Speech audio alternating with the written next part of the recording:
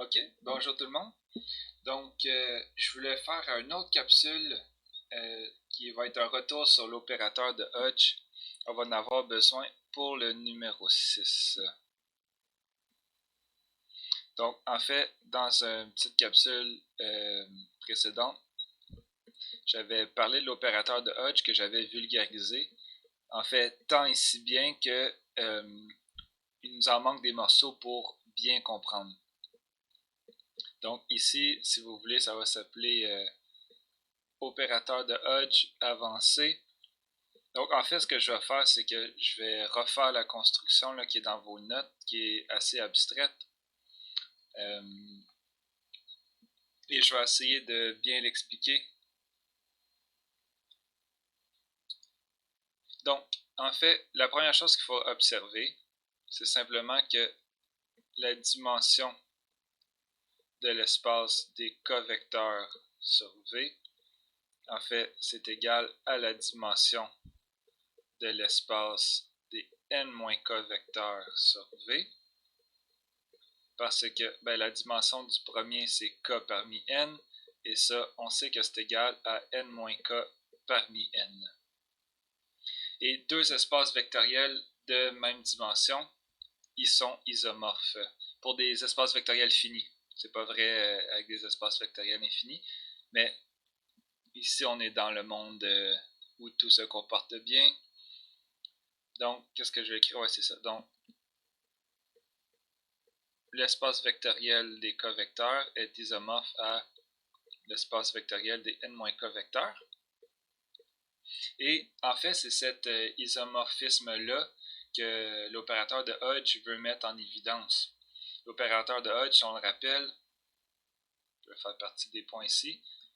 En fait, c'est l'isomorphisme qu'on veut expliciter entre justement ces deux espaces vectoriels-là. Donc, ça va prendre un covecteur, ça va l'apporter sur un n-k vecteur. Et là, la question qu'on se demande, c'est si je prends oméga un covecteur ici, ben, sur quoi que je l'envoie ici? Je sais que les deux espaces vectoriels sont isomorphes, mais si j'essaie d'en construire un isomorphisme explicite, comment que je procède pour le faire? Donc, c'est ce qu'on va découvrir aujourd'hui. Et enfin, une dernière remarque. On a, si j'ai oméga qui est un covecteur, et j'ai eta qui est un n-k vecteur, alors le produit extérieur de ces deux formes-là, ça va être un élément de, techniquement, ça va être k plus n-k de v, et ça c'est égal tout simplement à l'espace des n vecteurs sur v. Ça c'est de dimension n parmi n, c'est égal à 1. Donc c'est un espace vectoriel de dimension 1, et sa base c'est E1 En, où ça c'est ici les EI base de V. Et en fait, là on peut introduire une notation, là, mais sigma pour dénoter ça. Et ça, on appelle ça aussi forme-volume. Suite à l'exercice numéro 2, c'est parce que ça mesure le volume de tous les vecteurs qui sont wedgés ici. Donc ici, en avant, c'est un 1, donc c'est 1. Et si on avait des vecteurs, ça ferait le déterminant en avant. Puis on a vu que le déterminant, c'est le volume de l'hyperparallélépipède. Donc, on appelle ça une forme volume standard.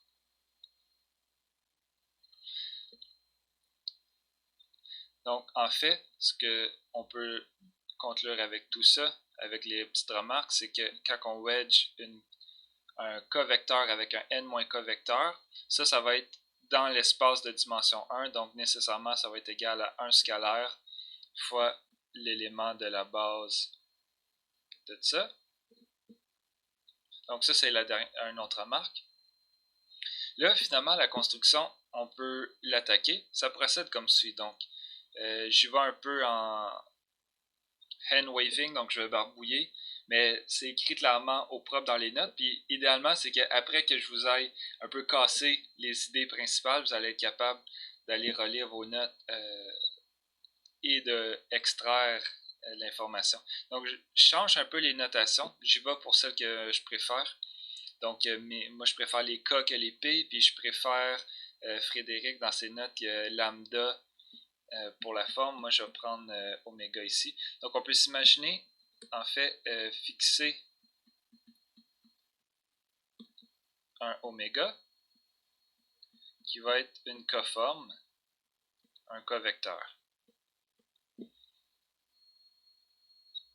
Puis, une fois qu'on en a fixé un, on peut s'imaginer qu'on fait une application linéaire qui va aller de l'espace des n-k vecteurs sur R. Et qu'est-ce qu'elle va faire? Elle va prendre cette forme-là, elle va lui associer un scalaire, où ce scalaire-là, en fait, c'est rien d'autre que quand on a wedgé ça, où je pourrais écrire C est tel que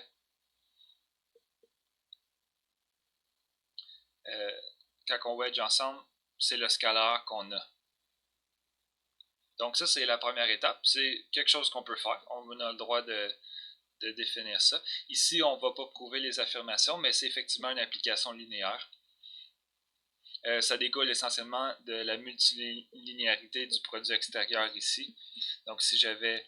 je pense que ça se prouverait facilement. Si j'avais lambda, un scalaire ici, à ne pas confondre avec lambda, une forme dans les notes, plus mu, ça c'est simplement égal à lambda oméga wedge eta plus oméga wedge mu. Et après ça, là on appliquerait ici, on aurait lambda fois le scalaire c, que ça nous donne, plus c' ici, donc ça serait la définition là. Bref, ça c'était juste pour parler de linéarité. C'est un détail, on peut l'admettre. Maintenant, après ça c'est une application linéaire d'un espace vectoriel dans R, et on sait que, je pense que c'est démontré dans les notes, sinon c'est au moins affirmé, il existe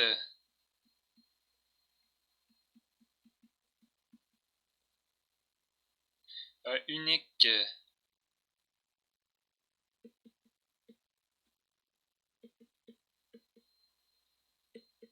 élément de notre espace vectoriel ici,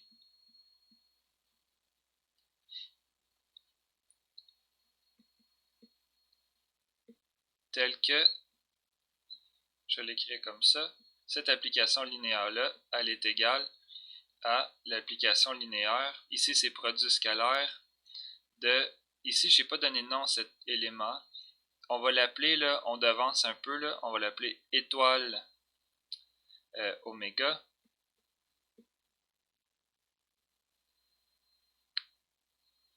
Donc ça c'est l'affirmation, on le prend pour acquis.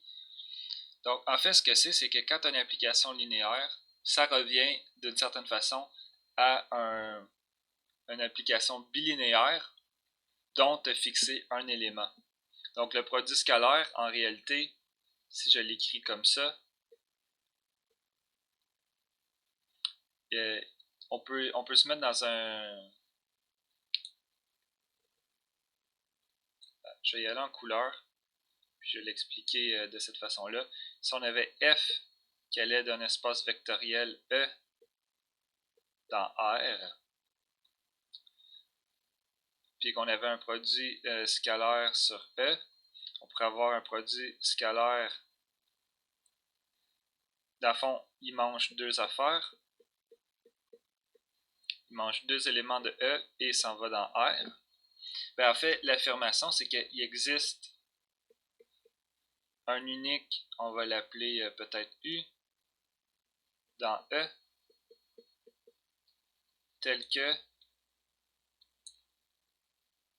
en fait, f de quelque chose est égal à u produit scalaire avec ce quelque chose-là. L'autre façon de le dire, au lieu de mettre les tirets, ça pourrait être que f, on va dire, de v est égal à u produit scalaire avec v pour tout élément v dans E. Autrement dit, ici, ça c'est techniquement une fonction qui mange deux composantes, mais si je fixe la première, ça devient une fonction qui va essentiellement, cette composante-là est fixée, ça va de E dans R. Donc, on a deux fonctions de E dans R. Et en fait, il y a un certain élément dans E qui fait en sorte que je peux le fixer la première composante et ça va être entièrement égal. C'est ce qui se passe ici. C'est juste que là, visuellement, les notations sont plus complexes, mais on peut simplement se rapporter là, ce qu'on a vu, c'est de l'algèbre linéaire. Et en fait, ben, là, c'est la notation qu'on a choisie pour notre élément. Ici, on avait pris U. Là, c'est subjectif, on a pris étoile oméga. Ça, c'est vu qu'on va utiliser l'unicité de cet élément-là pour définir l'opérateur de Hodge. Donc, en fait, l'opérateur de Hodge, comment il est défini? C'est qu'il prend une coforme. Ici, dans notre histoire, oméga, on l'avait fixé dans... C'était une coforme. On a fait une application linéaire qui mange des n- coformes et qui torcrache des scalaires. Dans le fond, ce qu'on fait, c'est que on va lui associer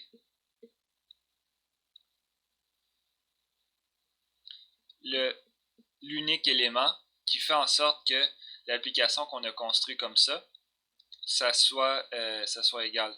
Donc ça, c'est le oméga, le étoile oméga. C'est de là qu'il vient. Donc, ouais, essentiellement, c'est ça la construction. Ça repose sur le produit scalaire. Et laissez-moi voir si j'ai d'autres choses à dire. Évidemment, j'ai plein d'autres choses à dire. Donc, en fait, ce qu'il faut remarquer, c'est ceci caractérise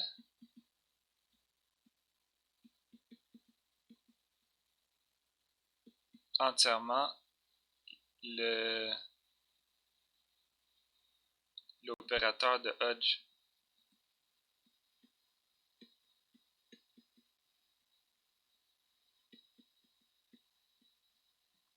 Et qu'est-ce que ça veut dire caractériser entièrement l'opérateur de Hodge? En fait, ça veut dire que si, mettons, j'ai oméga qui est une coforme, j'applique l'opérateur de Hodge. Ça, c'est égal au... Attends, je ne veux pas le faire comme ça. Je veux faire le contraire, justement. Si j'ai alpha, par exemple, qui est un élément qui est de n- coforme,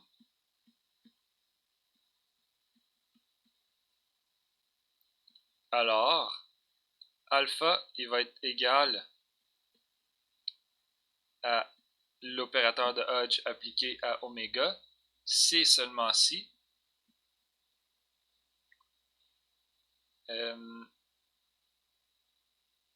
comment je vais écrire ça?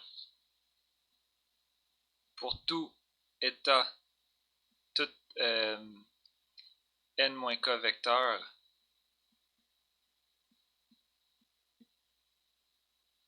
on a oméga wedge état. Ça ici, ça l'habite dans...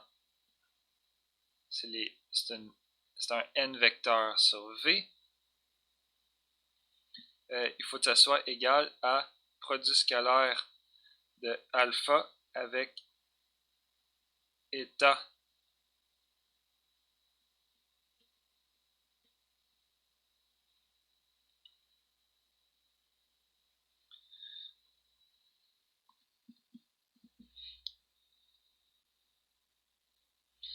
donc peut-être ça vaut la peine de faire pause puis d'essayer de jouer avec ça là.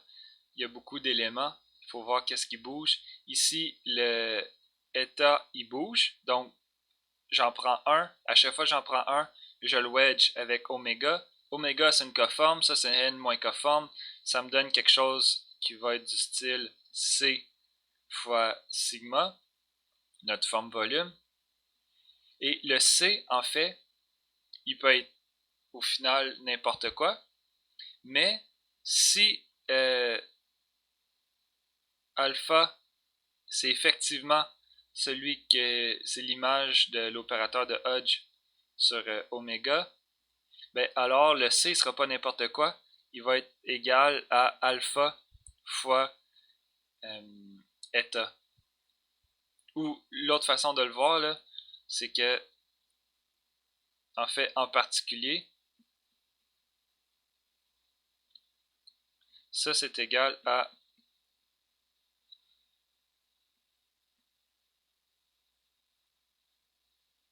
fois sigma. Ici,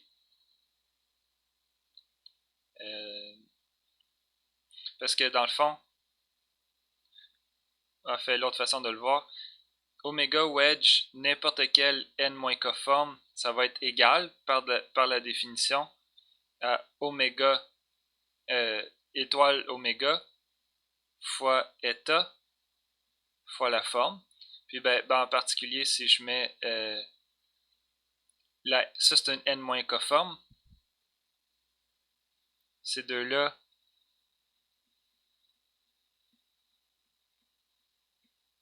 oméga eta aussi c'est une n-k forme. Donc c'est important de savoir où tous les trucs habitent. Et ouais, c'est ça. Ça ici, pourquoi c'est vrai? Parce que c'est exactement la construction qu'on a faite. On a dit à chaque fois que je wedge oméga avec une n-k forme, ça me donne C fois la forme volume. Et ce C-là, en fait, on le construit, c'est L. Ça, c'est L oméga de C.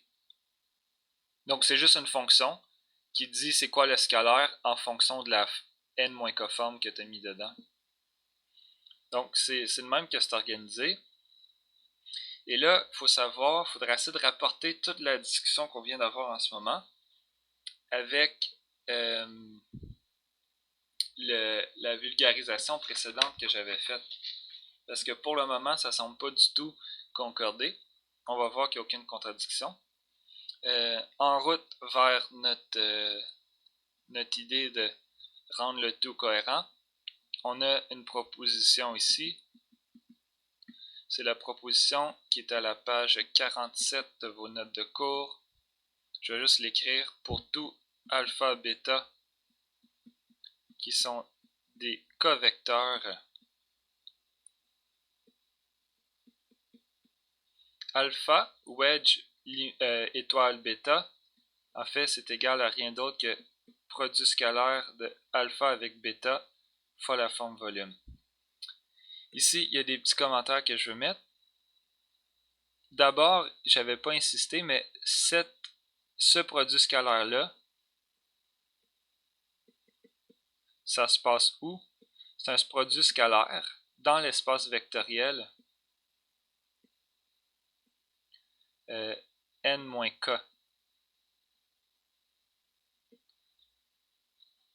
En fait, alpha, c'est étoile de oméga. Et eta, c'est n-k forme. Donc, en fait, on a un produit scalaire sur V. Et on peut étendre ce produit scalaire-là à l'espace des P vecteurs, si vous voulez, des n-k vecteurs, des covecteurs sur V. En fait, essentiellement, c'est le produit scalaire, ce que c'est le déterminant d'une matrice dont chacune des entrées dans cette matrice-là, c'est le produit scalaire. Je ne me rappelle plus par cœur la définition, donc je ne vais pas dire de bêtises ici, mais essentiellement, c'est les déterminants d'une matrice où chacune des entrées dans la matrice, c'est eux-mêmes des produits scalaires. Donc, c'est une matrice avec toutes les entrées des produits scalaires et on prend le déterminant de cette matrice-là. Donc ça, c'est le produit scalaire comme une généralisation du produit scalaire qui est sur V. Et en fait, ce que je voulais comparer, c'est que, en fait, la proposition, pourquoi elle est intéressante, c'est qu'au lieu de prendre le produit scalaire dans n-k, on peut prendre le produit scalaire. Ça ici, ça se passe dans k sur V. Donc, on a d'une certaine façon réussi à enlever l'étoile. Puis, ben, en particulier,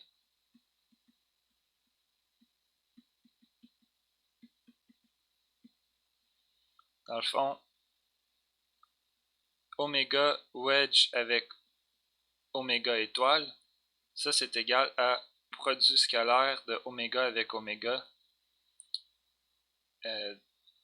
devant la forme volume.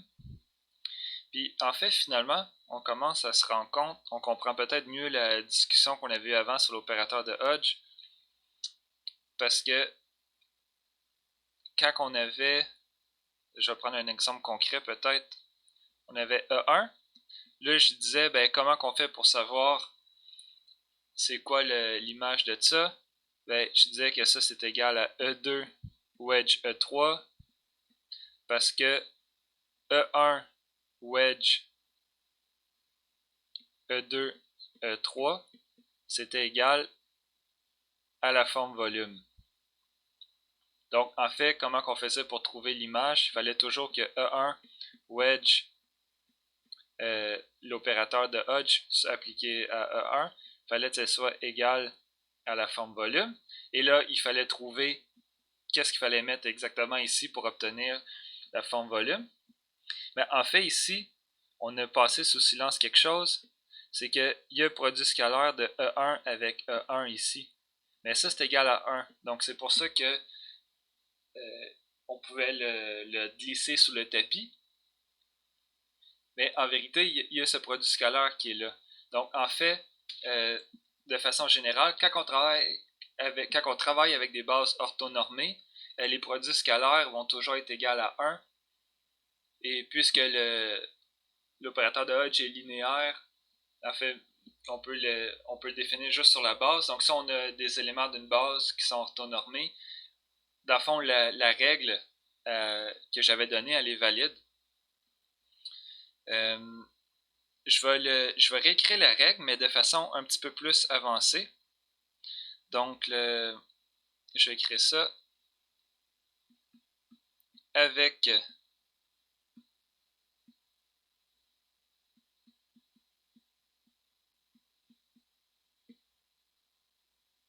je pense que base, c'est une base orthonormée.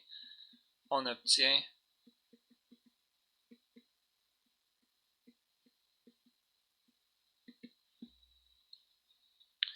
donc, en fait,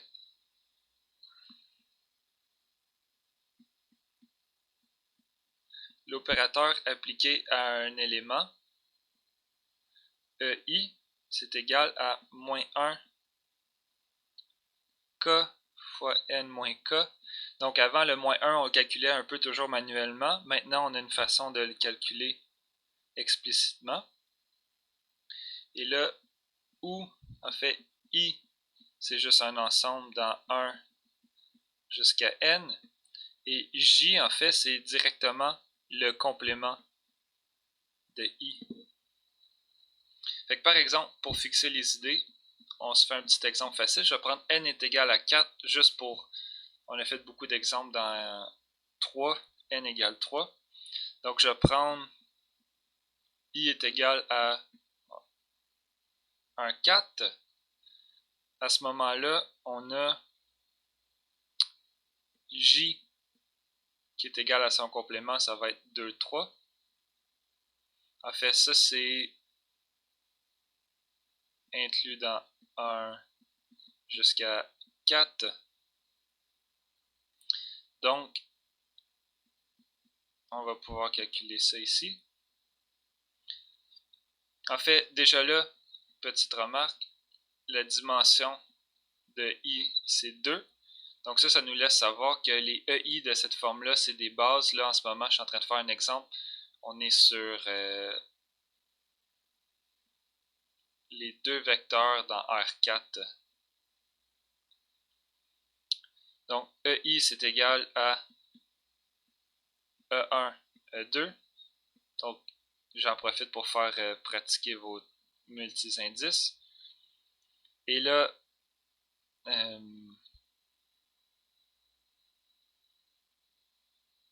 en fait, je ne sais même pas si ça vaut la peine de le faire comme ça. On peut rester directement. On peut utiliser la formule.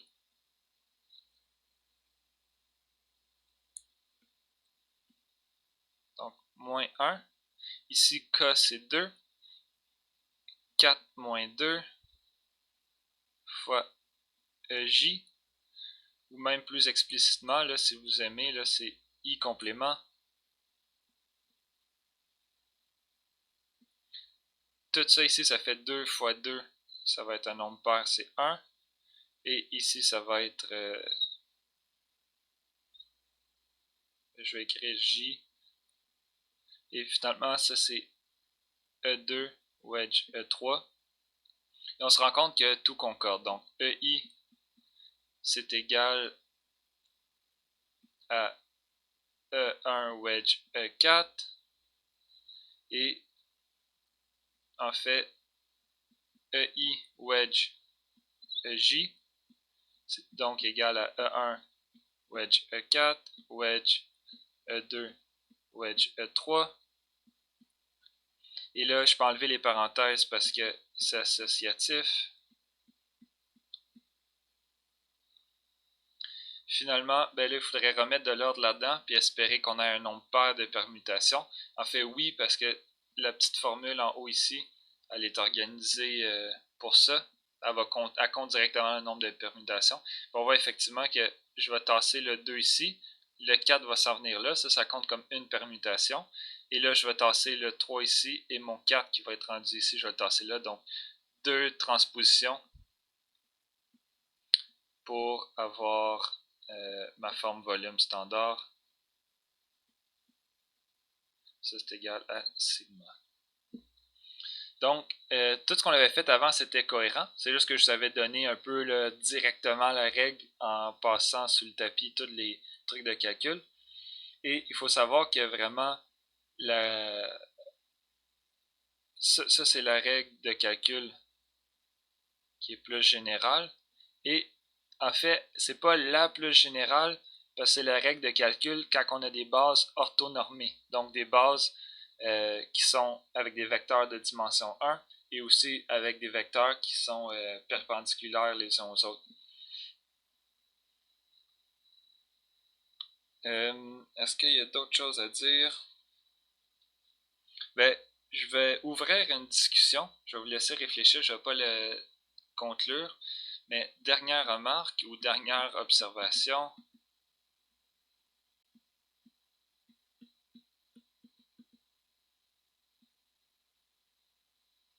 En fait, c'est que si par exemple j'avais soit V1, Vn, une base de V, et là, ce n'est pas une base orthonormée. Je cherche l'image de V1 par exemple. Je pourrais être tenté de dire est-ce que ça c'est égal à V2 wedge jusqu'à Vn? Parce que si je fais V1 wedge V2 jusqu'à Vn, en fait, ça me donne pas la forme volume standard parce que c'est pas une base orthonormée. Ça serait égal à C fois E1 jusqu'à En. Et là, pour savoir si ça ici, ça constitue bien l'image de l'opérateur appliqué à V1, il faudrait que ça ici, ce scalaire-là, ça soit très précisément V1 produit scalaire avec V1. Autrement dit, ça en fait, c'est la norme de V1 au carré. Mais ce scalaire-là, c'est fort probablement pas ça. En fait, je vais donner la petite réponse que je veux contre là, mais je tenterai d'une certaine façon là, de faire l'exercice 6. C'est que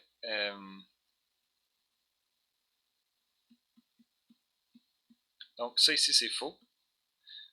À moins que C ça soit exactement ça, mais dans ce cas-là, ça voudrait dire que ma base serait probablement orthonormée. Par contre, je pourrais mettre une constante K avec V2 jusqu'à Vn pour un certain K. Puis c'est le K en fait, c'est un facteur qui vient un peu juste corriger. Parce que ça, à ce moment-là, je vais changer de couleur, mais si je suis capable, j'ai vraiment un problème avec mes couleurs ici. Il y a quelque chose que j'ai pas encore compris.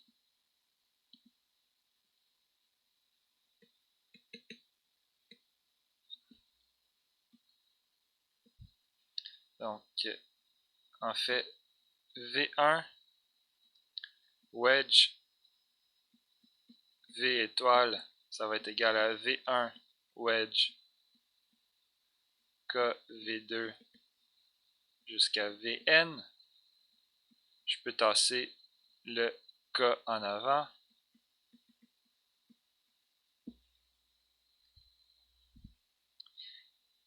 Et en fait, tout ça ici, c'est égal à C fois E1 jusqu'à En.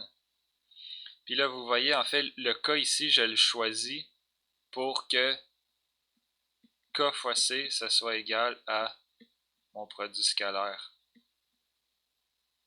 Et puisque l'opérateur de Hodge est entièrement caractérisé par ça, en fait, ce vecteur-là, il est unique. Il y a un unique vecteur qui fait en sorte que quand je wedge V1 avec ce vecteur-là, ça me donne précisément ça ici.